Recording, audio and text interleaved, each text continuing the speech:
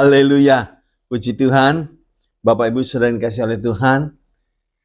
Sebelum kita mendengarkan firman Tuhan, mari kita sama-sama berdoa. Bapa di dalam sorga, di dalam nama Tuhan Yesus, terima kasih Tuhan. Kembali kami masih boleh mendengarkan kebenaran firman-Mu, bahkan kami boleh dinasehati, ditegur oleh firman-Mu. Berkati mulut lidah hamba-Mu yang menyampaikan, bahkan kami semua yang mendengarkan, supaya kami boleh tumbuh bersama-sama. Terpujilah nama-Mu, dalam nama Yesus kami serahkan semuanya. Amin. Shalom Bapak Ibu Saudara yang dikasihi oleh Tuhan, haleluya. Nah, pada kesempatan hari ini saya ingin menyampaikan tentang pegang erat-erat keyakinanmu. Ya. Pegang erat-erat keyakinanmu. Saya bacakan Ibrani 10 ayat 35 sampai 39. Saudara boleh buka Alkitab saudara di rumah masing-masing. Saya akan bacakan demikian. Sebab itu janganlah kamu melepaskan kepercayaanmu, karena besar upah yang menantinya. Sebab kamu memerlukan ketekunan, supaya sesudah kamu melakukan kehendak Allah, kamu memperoleh apa yang dijanjikan itu. 37, sebab sedikit, bahkan sangat sedikit waktu lagi, dan Ia yang akan datang sudah akan ada, tanpa menangguhkan kedatangannya. Tetapi orangku yang benar akan hidup oleh iman. Dan apabila ia mengundurkan diri, maka aku tidak berkenan kepadanya. Tetapi kita bukanlah orang-orang yang mengundurkan diri dan binasa, tetapi orang-orang yang percaya dan yang beroleh hidup. Amin. Haleluya. Haleluya. Bapak Ibu Saudara yang dikasihi oleh Tuhan, kalau kita lihat judulnya pegang erat-erat keyakinanmu, saya coba beri contoh begini. Kalau kita memegang erat-erat suatu benda atau suatu surat, dipastikan barang itu berharga. Nggak mungkin kita pegang erat-erat cobek. Nggak mungkin saudaraku. Ya. Pegang erat-erat pasti barang yang berharga. Mungkin tuh emas. Kita simpan, kita pegang, kita taruh baik-baik supaya jangan hilang. Atau berlian. Atau sertifikat rumah. Kita nggak mungkin taruh sembarangan begitu. BPKB mobil.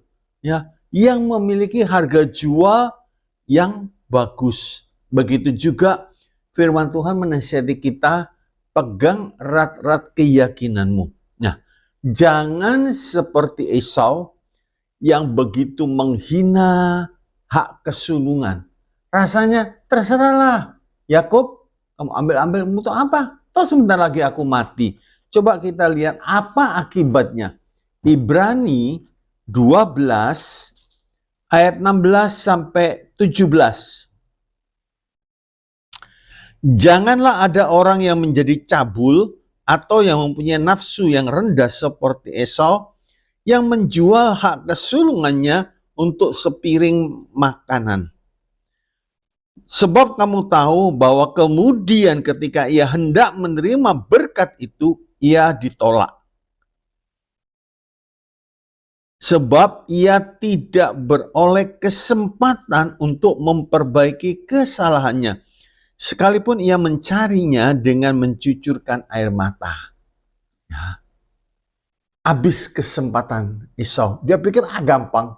Hidup kan masih panjang. Nanti bertobatlah, nanti beginilah begini. Ternyata sudah tidak dapat kesempatan lagi untuk meraih hak kesulungan itu. Nah, sebab itu saudaraku, jangan sampai keyakinan keselamatan yang Tuhan sudah berikan kepada kita, artinya kita sudah memiliki keselamatan itu, bukan karena usaha kita, bukan karena kebaikan kita, tapi itu anugerah dari Tuhan diberikan, saudaraku. Ya, nah apa yang kita miliki ini terlalu mahal, terlalu besar, Sebab itu firman Tuhan katanya, pegang keyakinanmu dengan baik. Jangan kita tukarkan dengan hal-hal yang fana karena kita mulai melirik akan dunia ini. 1 Yohanes 2 ayat yang ke-15 sampai yang ke-17. 1 Yohanes 2 ayat 15 sampai 17. Janganlah kamu mengasihi dunia dan apa yang ada di dalamnya. Jikalau orang mengasihi dunia, maka kasih akan Bapa tidak ada di dalam orang itu.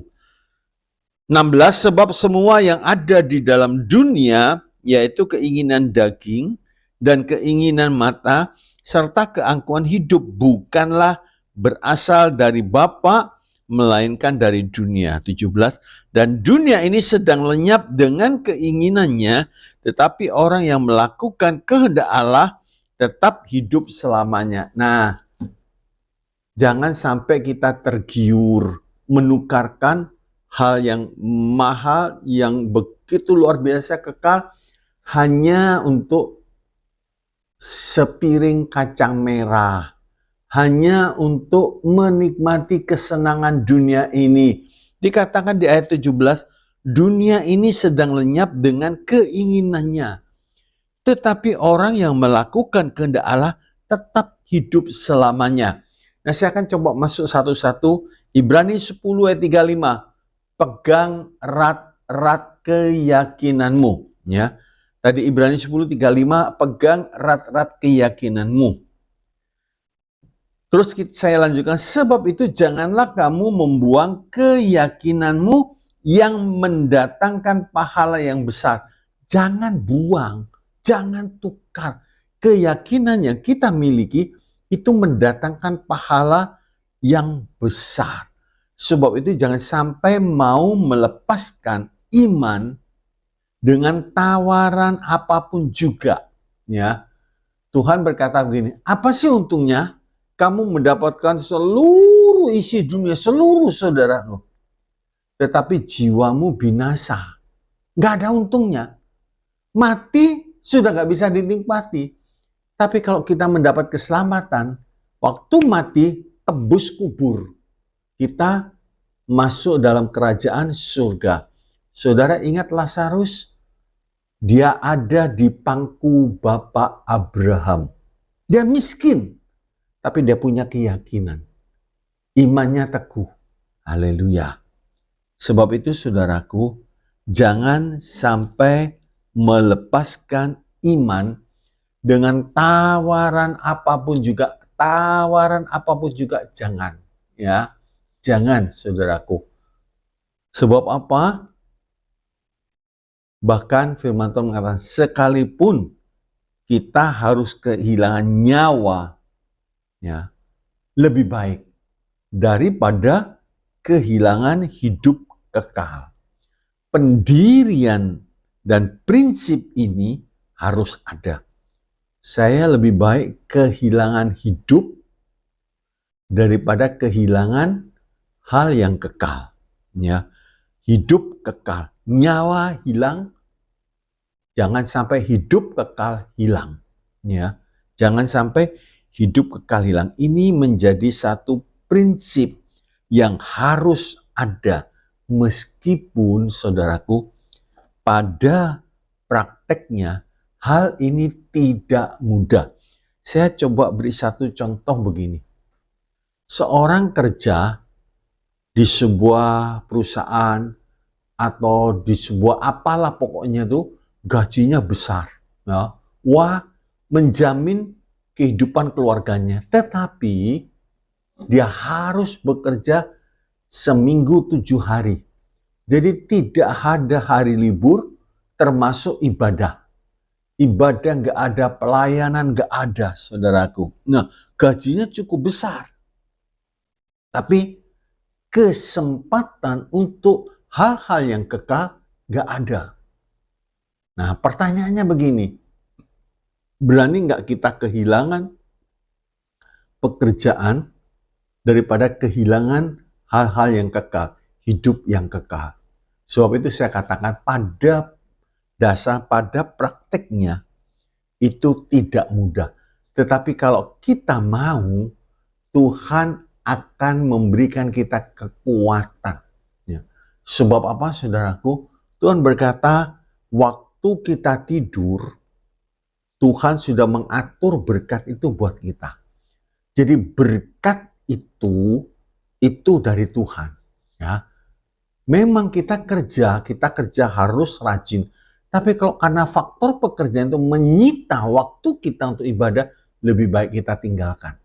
Jangan sampai kita kehilangan hal-hal yang kekal. Ibrani 10:36, maju terus dengan tekun di dalam Kristus. Ya.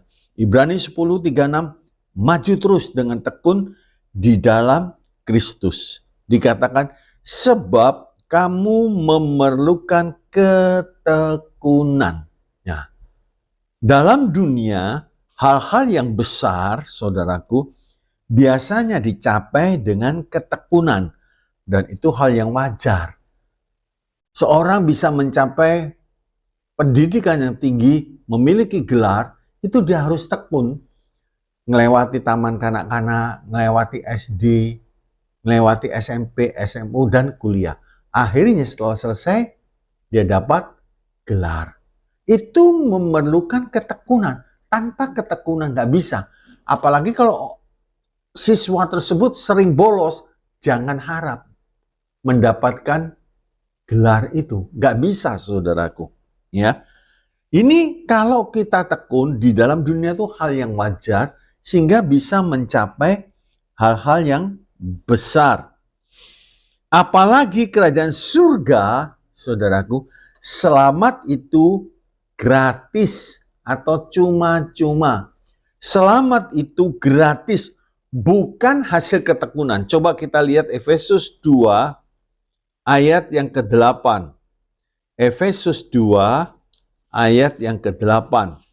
Dikatakan demikian, sebab karena kasih karunia kamu diselamatkan oleh iman. Itu bukan hasil usahamu, tetapi pemberian Allah. Nah, sesudah kita selamat, untuk tumbuh, untuk memelihara keselamatan yang sudah diperoleh, dan untuk berubah seperti Kristus, kita perlu ketekunan seumur hidup.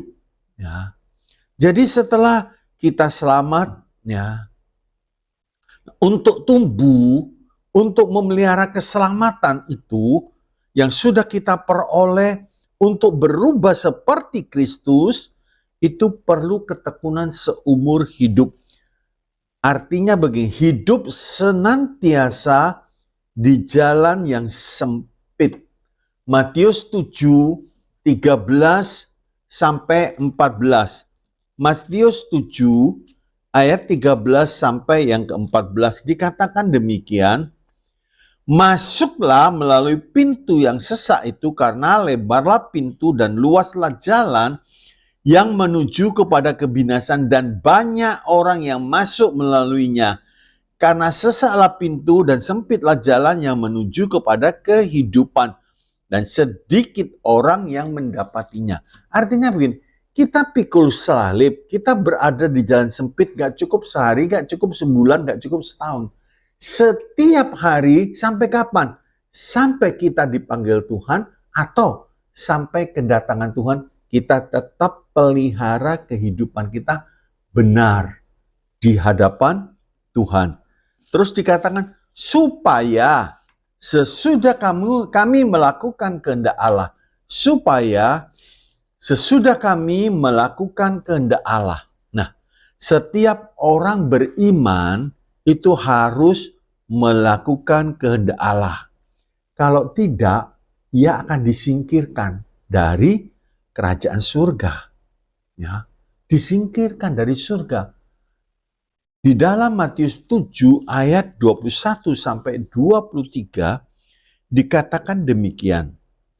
Bukan Matius 7 21 sampai 23, Bukan setiap orang yang berseru kepadaku, Tuhan, Tuhan, akan masuk ke dalam kerajaan sorga, melainkan dia yang melakukan kehendak Bapakku yang di surga. Pada hari terakhir banyak orang akan berseru kepadaku, Tuhan, Tuhan, bukankah kami bernubuat demi namamu dan mengusir setan demi namamu dan mengadakan banyak mujizat demi namamu juga? Pada waktu itulah aku akan berterus terang kepada mereka dan berkata, aku tidak pernah mengenal kamu. Nyala daripadaku, kamu sekalian pembuat kejahatan. Artinya begini, saudara. Kalau kita tidak melakukan kehendak Bapa, berarti kita melakukan kejahatan. Tuhan mengatakan, nyah daripadaku, diusir saudaraku. Ya, beberapa orang tidak melakukan kehendak Bapa sebab tidak mengerti atau bodoh. Efesus 5 ayat yang ke-17. Efesus 5 ayat yang ke-17. Dikatakan demikian. Sebab itu janganlah kamu bodoh, tetapi usahakanlah supaya kamu mengerti kehendak Allah. Ya, kalau orang tersebut bodoh, ya nggak ngerti kehendak Tuhan. Apa maunya Tuhan nggak ngerti, saudaraku. Atau mungkin karena dia tidak menyangkal diri, ribet, susah.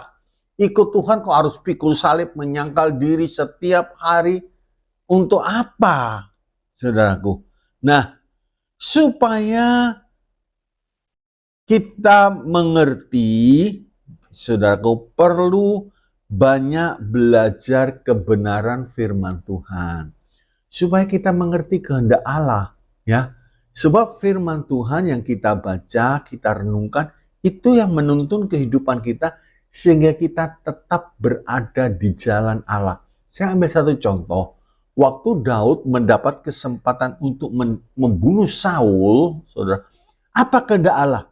Bunuh, mengikuti suara pasukan Daud, tapi Daud punya pendirian yang kokoh. Tidak, jangan. Nah, di sini Daud sedang melakukan kehendak Allah, yaitu jangan membalas kejahatan dengan kejahatan. Itu kehendak Allah. Dari mana Daud mengerti? Dari firman. Daud suka merenung-renungkan firman Tuhan siang dan malam, sehingga hidupnya dicocokkan dengan firman. Sebab itu dia bisa menolak. Jangan menjamah orang yang diurapi oleh Tuhan. Nah, kalau setiap orang beriman gak belajar kebenaran firman Tuhan, gimana dia mau mengerti? Roh Kudus akan memimpin orang itu. Apa yang pernah didengar, apa yang dia baca, Roh Kudus akan memimpin dia pada kebenaran, pada segala kebenaran. Jadi tidak sampai melakukan kesalahan. Nah, lanjut. Kamu boleh menerima perjanjian itu. Kamu boleh menerima perjanjian itu. Nah, berjalan dengan Tuhan, perjanjian Tuhan itu banyak, saudara. Berjalan dengan Tuhan itu bebas khawatir. Itu janji Tuhan. Kita bisa menerima perjanjian Tuhan, saudaraku, karena kita banyak belajar firman Tuhan. Dari firman Tuhan timbul iman. Ya. Bebas khawatir, bebas takut, terpelihara, dan kita akan mengalami rencana dan janji-janji Allah yang heran dan ajaib. Ya, yang heran dan ajaib. Waktu Yusuf berada di Mesir dan sedang digoda oleh istri Potifar, dia punya senjata dan dia berkata, mana boleh aku berdosa kepada Tuhan dan kepada tuanku. Nah, dia menerima janji Tuhan dan dia terpelihara, tidak sampai jatuh dalam dosa. Ya, nggak sampai dia melakukan pelanggaran. Ini kehindaannya.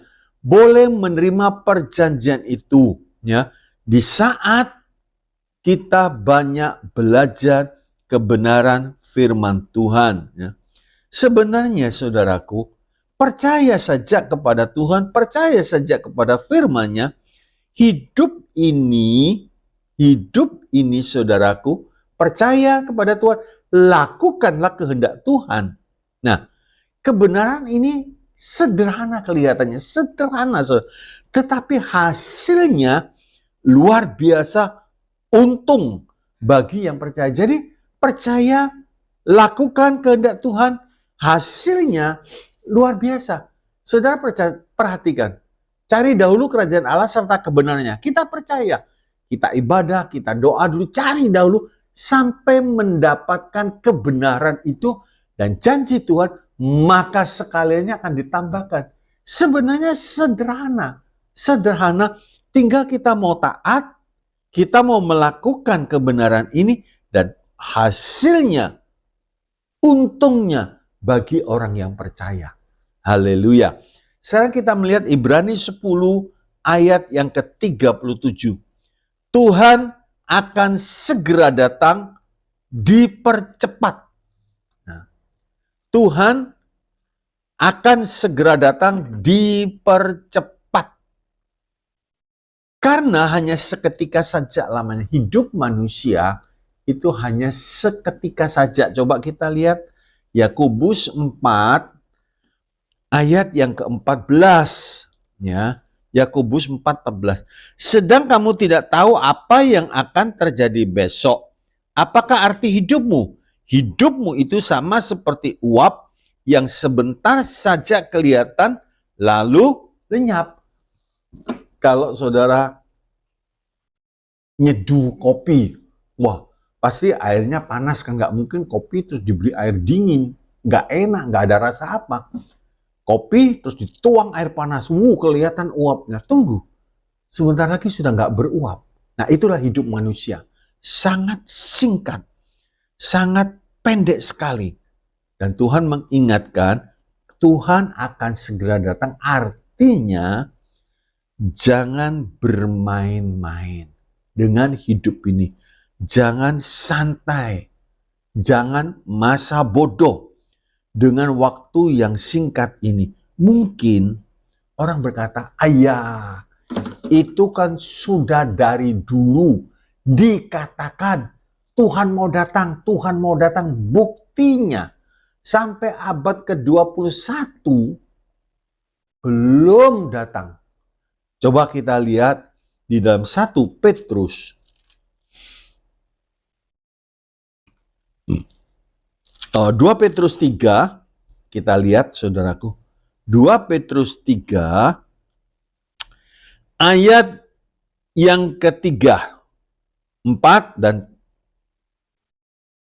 2 Petrus 3 ayat 3. Yang terutama haruslah kamu ketahui ialah bahwa pada hari zaman akhir akan tampil pengejek-pengejek dengan ejekan-ejekannya, yaitu orang-orang yang hidup menurut hawa nafsunya. 4, kata mereka, di manakah janji tentang kedatangannya? Sebab sejak bapak-bapak leluhur kita meninggal, segala sesuatu tetap seperti semula pada waktu dunia diciptakan.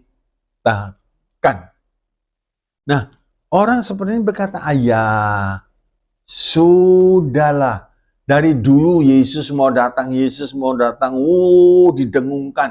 Mungkin saudara menjadi orang beriman tahun 1980. Sudah dengar kan? Yesus mau datang. Sampai tahun 2000 belum datang. Masih didengungkan. Sampai tahun 2023 belum datang. Apa betul seperti itu? Nah, kedatangan Tuhan, saudaraku, dipersingkat. Sebab itu jangan kita ditipu oleh segala kesibukan, keributan dalam dunia. Sebab kalau kita tidak bersedia, bukan saja tidak ikut pengangkatan, bisa terhilang jiwanya untuk kekal. Dan Tuhan menekankan di Ibrani 10 ayat 37 dikatakan dengan tak menunda. Jadi firman Tuhan kalau sudah ngomong tidak ditunda, ya tidak ditunda, saudara. Pasti apa iya? Iya, coba kita melihat di dalam Matius 24 ayat yang ke-22, terus nanti kita lanjutkan di 2 Petrus 3. Matius 24 ayat yang ke-22. Dan sekiranya waktunya tidak dipersingkat, maka dari segala yang hidup tidak akan ada yang selamat. Akan tetapi oleh karena orang-orang pilihan, waktu itu akan dipersingkat. Nah, waktu kita dengan waktu Tuhan ya jelas berbeda. Dikatakan dalam 2 Petrus 3 ayat yang ke-8 dan 9. 2 Petrus 3 ayat 8 dan 9. Akan tetapi saudara-saudaraku yang kekasih, yang satu ini tidak boleh kamu lupakan, yaitu bahwa di hadapan Tuhan satu hari sama seperti 1000 tahun. Dan 1000 tahun sama seperti satu hari. 9. Tuhan tidak lalai menepati janjinya. Sekalipun ada orang yang menganggapnya sebagai kelalaian, tetapi ia sabar terhadap kamu karena ia menghendaki supaya jangan ada orang yang binasa, melainkan supaya semua orang berbalik dan bertobat. Jadi kelihatannya Tuhan gak datang-datang itu ada maksud, dan saudara perlu perhatikan, satu harinya Allah itu bagi kita seperti sama dengan 1000 tahunnya manusia. Bayangin saudara, 1000 tahun satu hari. Cepat. 2000 tahun sama dengan 2 hari. Jadi kita hidup, ini saudaraku, kita hidup dalam waktu yang singkat. Tuhan kelihatannya dalam tanda petik menunda. Itu dengan maksud supaya orang-orang mendapat kesempatan untuk bertobat. Kalau tidak, banyak yang tidak selamat. Nah, kedatangan Tuhan bagi orang beriman yang bersedia, ya, kedatangan Tuhan bagi orang beriman yang bersedia, hari itu begitu indah dan sangat menyenangkan sekali. Orang saudaraku, kalau saya beri contoh begini, seorang pria pemuda bertunangan dengan seorang gadis. Terus mereka merundingkan, nanti ya 2 tahun lagi kita masuk dalam pernikahan. Otomatis dia tunggu kan, hari lepas hari ditunggu. Tapi dia nunggu bukan dengan jemu, enggak. Sebab nanti kalau hari pernikahan itu hari yang menyenangkan. Bagi orang yang bertunangan, waktu masuk dalam pernikahan, hari itu tiba. Begitu juga orang beriman yang sungguh-sungguh bersedia, dia menantikan mempelai surga. Dia tunggu. Sebab itu dikatakan, Maranatha, datanglah ya Tuhanku. Tapi bagi orang yang tidak bersedia, hari itu menakutkan. Hari itu menakutkan, saudara. Penuh dengan ketakutan. Dan orang itu celaka, timpalah kami. Timpalah kami. Jadi disuruh timpa. Gunung-gunung timpalah kami. Dia sembunyi dan lain sebagainya. Tapi orang yang bersedia, waktu Tuhan Yesus datang, penuh sukacita. Dia diangkat, dia masuk di awan-awan, berjumpa dengan mempelai surga. Ada yang sudah dipanggil lebih dahulu, mati di dalam Tuhan. Ada yang sebelum terjadinya pengangkatan, dia sudah sempurna, dia sudah naik lebih dahulu. Hari itu betul-betul menyenangkan. Kedatangan Tuhan menjadi hari yang indah, hari yang sangat menyenangkan. Jangan sampai orang beriman tidak bersedia. Terus terdengar satu suara, nyah daripadaku. Hei kamu pembuat kejahatan. Selesai. Dan itu tidak ada kesempatan untuk bertobat. Kekal dalam kecelakaan, dalam celaka yang abadi, yang mengerikan, kekal. Tapi orang yang bersedia, senang sukacita. Haleluya. Ibrani 10 ayat yang ke-38.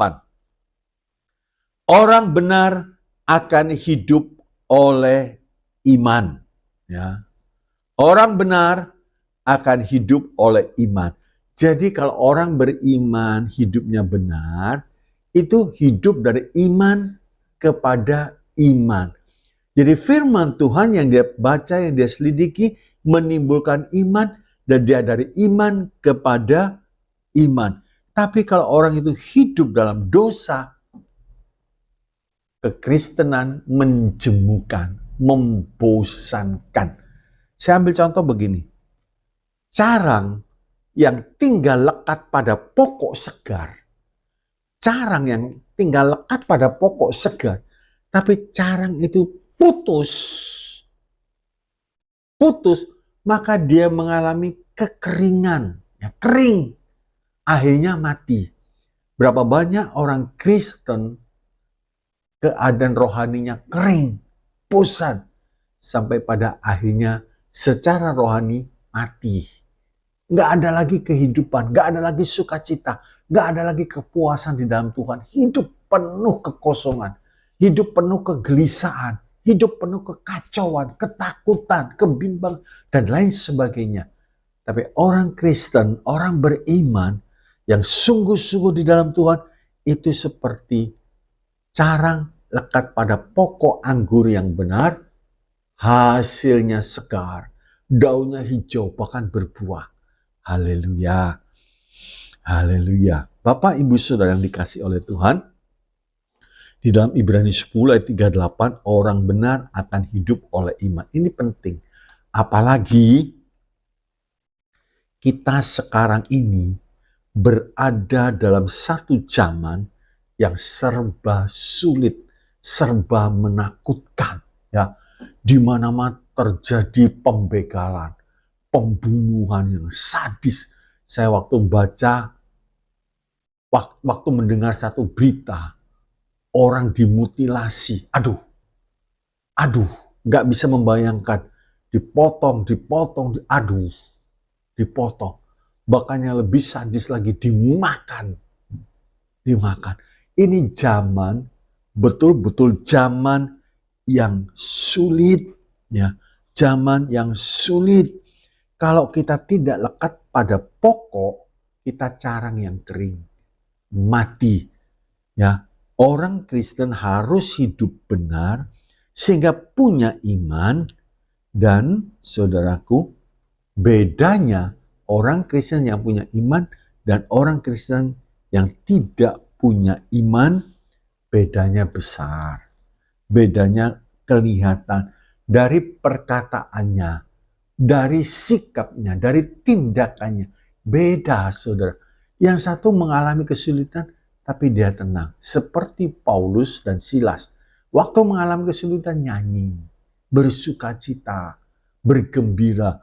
Coba kita lihat Roma 1 ayat yang ke-17. Roma 1 ayat 17.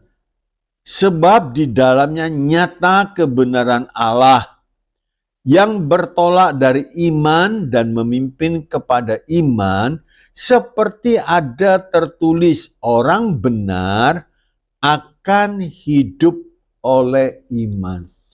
Hidup oleh iman itu dia percaya penuh akan apa yang sudah tertulis di dalam firman Allah. Kita melihat nenek moyang kita dari zaman Adam sampai kita sekarang. Mereka semua pernah mengalami kesulitan. Abraham pernah mengalami kesulitan.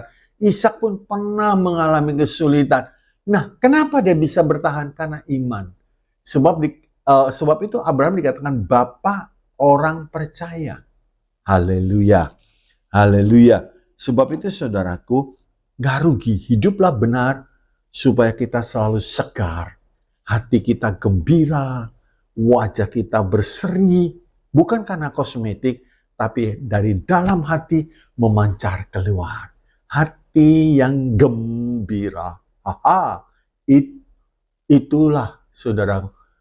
Oh, haleluya, haleluya. Nah, sekarang kita melihat jikalau ia undur, Nah, tadi dikatakan Ibrani 10:38, maka orang benar akan hidup oleh iman. Jikalau ia undur, ternyata orang beriman masih bisa undur, masih bisa murtad, masih bisa berubah. Kenapa? Karena masih hidup di dalam dunia dan masih bernapas. Sebab itu kita harus berjuang. Kerjakanlah keselamatanmu dengan takut dan gentar. Berjuang, saudara. Bertanding sampai ke akhir.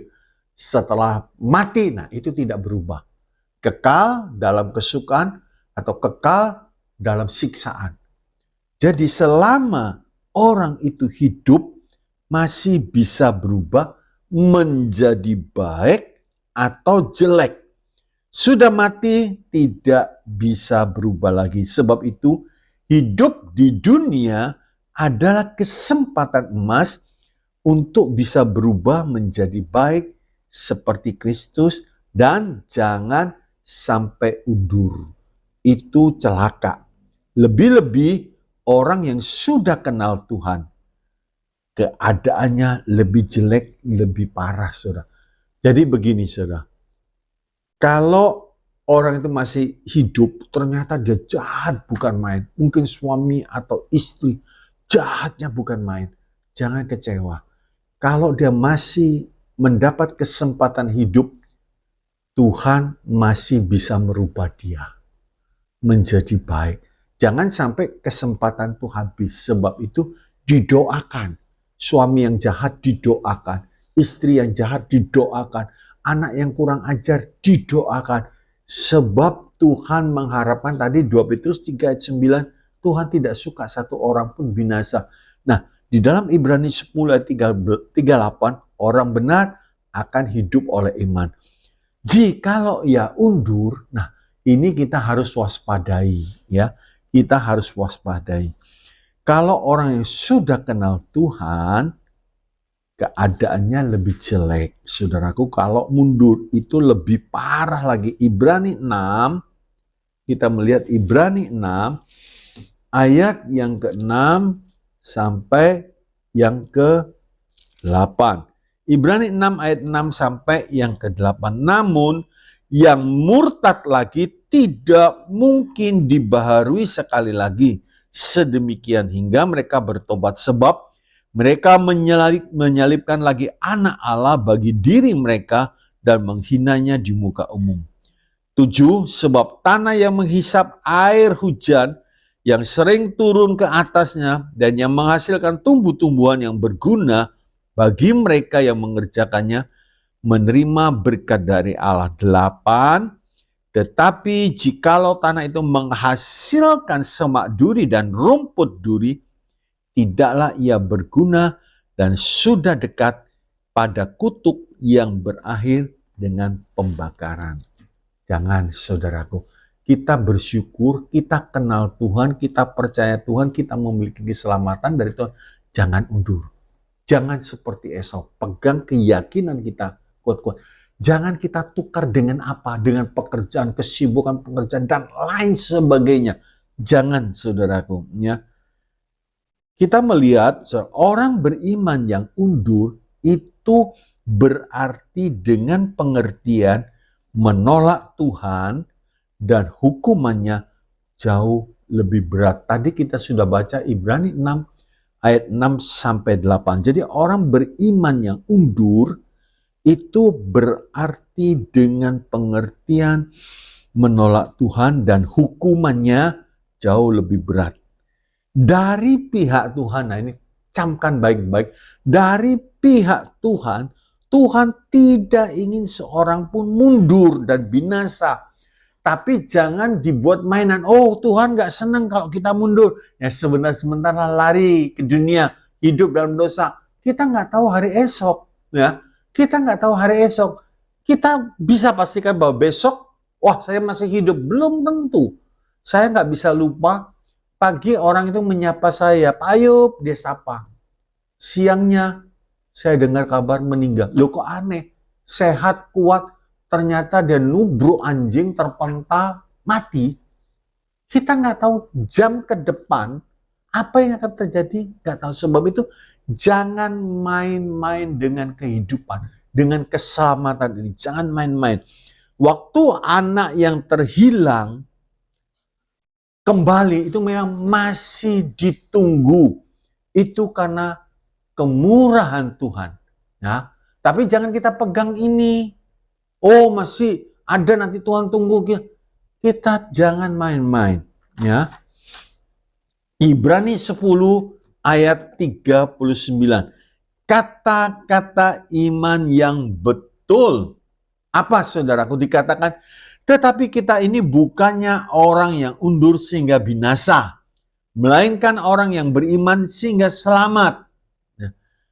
Bapak Ibu yang mendengarkan hari ini, yuk kita sama-sama katakan, tetapi kita ini bukannya orang yang undur sehingga binasa, melainkan orang yang beriman sehingga selamat. Katakan dengan keyakinan yang penuh. Seperti Yosua, aku dan keluargaku beribadah kepada Tuhan, saudara. Coba kita lihat Yosua 24 ayat yang ke-15. Yosua 24 ayat yang ke-15 dikatakan demikian. Tetapi jika kamu anggap tidak baik untuk beribadah kepada Tuhan, ini sebelum Yosua meninggal, orang Israel ditantang. Pilihlah pada hari ini kepada siapa kamu akan beribadah. Allah yang kepadanya nenek moyangmu beribadah di seberang sungai Efrat, atau Allah orang Amori yang negerinya kamu diami ini. Tetapi aku dan seisi rumahku, kami akan beribadah kepada Tuhan. Terus 16 dikatakan, lalu bangsa itu menjawab, jauhlah daripada kami meninggalkan Tuhan untuk beribadah kepada Allah lain. Penting saudara, kita ucapkan ya. Kita ini bukannya orang yang undur sehingga binasa, melainkan orang yang beriman sehingga selamat. Katakan dengan yakin, enggak mungkin keluargaku mundur dari Tuhan, enggak mungkin aku mundur daripada Tuhan, enggak mungkin. Aku tetap beribadah kepada Tuhan sehingga selamat. Itu penting, saudaraku. Kita ucapkan supaya telinga kita mendengar, pikiran kita berjalan dengan betul. Iya, aku bukan orang yang undur. Haleluya. Haleluya. Sebab apa, saudaraku? Kita mau percaya, saudaraku ya. Kita tidak akan jatuh ya, sebab Tuhan menghendaki 100% kita selamat. Itu bukan kehendak Tuhan kita jadi, bukan. Itu kehendak musuh. Waktu menabur benih, saudaraku, ada yang jatuh di jalan, tanah berbatu, semak duri yang subur. Terus ada lagi orang menabur, dia nabur gandum, tetapi lalang juga ikut tumbuh, itu musuh. Begitu juga, saudaraku. Musuh akan selalu, ya nggak mungkin kamu selamat, kamu orang berdosa, sudahlah. Orang berkata, sudah terlanjur basah, ya sudah basah sekali. Enggak, saudara, stop. Berhenti. Ya. Orang yang berbuat dosa, stop. Berhenti. Tuhan berkata kepada perempuan, jangan lagi berbuat dosa, supaya kamu jangan melihat yang lebih celaka, lebih hebat. Jangan, berhenti, stop. Ya. Tuhan sanggup menolong kita sampai terakhir. Coba kita lihat Ibrani 7 ayat yang ke-25. Ibrani 7 ayat yang ke-25 dikatakan demikian. Karena itu ia, Tuhan, sanggup juga menyelamatkan dengan sempurna semua orang yang oleh dia datang kepada Allah. Sebab ia hidup senantiasa untuk menjadi pengantara mereka. Ya, selama masih hidup, kalau mau bertobat, bertobat. Dan jangan lagi hidup dalam dosa. Kalau bertobat, terus orang berkata tobat sebentar kumat. Tobat sebentar kumat. Kalau firman Tuhan mengatakan itu seperti babi dan anjing. Lebih jelek. Bukan tomat. Tapi Tuhan mengatakan itu seperti babi dan anjing. Coba saya tunjukkan ayatnya dalam 2 Petrus 2 ayat yang ke-20. Ya. 20 sampai 22. Saya baca di 22 saja saudaraku. Nanti saudara baca mulai 20, 21 dan 22. Bagi mereka cocok apa yang dikatakan peribahasa yang benar ini. Anjing kembali lagi ke muntahnya, dan babi yang mandi kembali lagi ke kubangannya. Jadi bukan tobat kumat, enggak. Tuhan mengatakan babi dan anjing, jelek. Kita nggak mungkin ngomong pada orang, lu babi ya, lu anjing ya, oh marah dia. Tapi pada kenyataannya, orang Kristen yang main-main itu di hadapan Tuhan seperti babi dan anjing. Kalau toh seandainya jatuh di tempat yang paling curam, paling dalam, berserulah kepada Tuhan. Jangan sampai kita nggak berseru. Mazmur 130 ayat 1. Mazmur 130 ayat 1 dikatakan, nyanyian siara, dari jurang yang dalam, aku berseru kepadamu ya Tuhan. Jadi dia betul-betul Tuhan, dia berseru, aku gak mau lagi Tuhan tinggal di kubangan dosa ini, di lumpur. Aku berseru, sekalipun dosamu merah seperti kirmisi, akan putih seperti bulu domba. Haleluya. Nah, iman ini harus dipelihara dengan tekun supaya tetap ada kesegaran, ada kemenangan, dan bisa melakukan kehendak Tuhan. Kesimpulannya satu, pegang erat-erat keyakinan akan Tuhan Yesus sebagai juru selamat. Pegang erat-erat keyakinan akan Tuhan Yesus sebagai juru selamat. Jangan seperti orang Galatia. Mulai dalam roh, mengakhiri dalam daging. Banyak saudaraku godaan, banyak godaan untuk mengakhiri hidup dalam daging. Sebab itu pegang. Apa yang sudah kita yakini, pegang. 2, tekun terus melakukan kehendak Tuhan. Tekun terus melakukan kehendak Tuhan. 2 Timotius 4 ayat 7-8. Aku sudah menyelesaikan pertandingan dan aku sudah mencapai garis akhir. Sekarang aku menerima mahkota itu. Haleluya. Ya. 3. Ingat, waktu kita di dunia ini sangat singkat. Ya. Ingat, waktu kita di dunia ini sangat singkat. Kalau kita noleh ke belakang, loh, saya ternyata sudah berumur sekian nih. Kapan hidupnya ini? Tahu sudah sekian. Orang berkata dulu masih muda, tahu sekarang sudah tua. Waktu singkat, saudaraku. Pergunakan waktu yang ada dengan baik. 4. Miliki kata-kata iman yang berdasarkan atas firman Tuhan. Ya. Dekat mulutmu ada perkataan iman. Tuhan Yesus memberkati kita semua. Ya. Pegang. Saudara sudah yakin, saudara sudah terima Tuhan Yesus sebagai Tuhan dan Juru Selamat, jangan dilepas. Pegang erat-erat. Keyakinan kita ini akan berlabuh dalam kerajaan surga. Tuhan Yesus memberkati, mari kita berdoa. Bapa, terima kasih.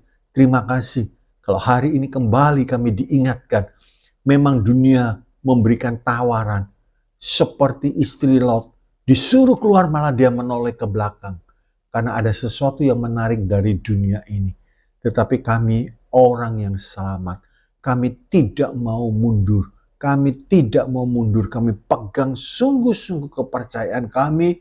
Sebab ini tidak sia-sia. Satu kali kami akan menikmati surga yang mulia itu. Berkati umat-Mu di tengah-tengah kesulitan ini. Supaya mereka tidak tergelincir, tidak tergiur akan dunia ini sehingga menukarkan seperti Esau. Kami percaya Tuhan sanggup menjaga. Ibrani 7:25, Tuhan Yesus berjanji. Biar kami semua meyakini bahwa kami semua memiliki iman. Dan iman ini biar boleh bertumbuh dengan baik. Terpujilah namamu, diberkati pekerjaan saudara, diberkati rumah tangga saudara, diberkati keuangan saudara, diberkati kesehatan saudara, diberkati masa muda saudara, diberkati pelayanan saudara. Dan kami yakin di dalam Tuhan Yesus itu sumber segala berkat yang luar biasa. Terpujilah namamu, dalam nama Yesus hamba-Mu bersyukur dan berserah. Mari kita angkat tangan. Bapak, Ibu, Saudara, terimalah saat ini berkat kasih dari Allah Bapa, damai sejahtera, sukacita dan anugerah dari Tuhan kita Yesus Kristus, kuat kuasa di dalam Allah Roh Kudus, limpah dengan persekutuan, karunia roh, buah roh, makin bertambah-tambah dalam hidup kami. Terpujilah namamu, dan kami tetap pegang keselamatan kami sampai nafas kami yang terakhir. Dalam nama Yesus, berkat ini diberikan. Semua yang percaya katakan, amin. Tuhan Yesus memberkati saudara. Haleluya.